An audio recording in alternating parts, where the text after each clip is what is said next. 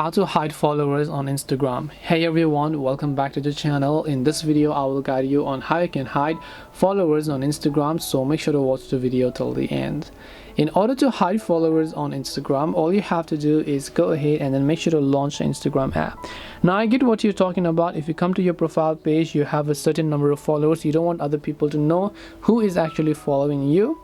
So how do you hide it? Well, you can hide it and not hide it as well, because this is not a complete process. The only way you can hide your followers is that you can simply make your account private, and making your account private will not hide it from anybody or everybody. It will only hide it from the people who don't follow you. So if you have a private account, people have to request to follow you, and only if you accept the follow request, they will be able to view your details such as the following, followers and so on. But as long as you don't want to accept their follow request, they will not be able to view anything aside from your profile picture.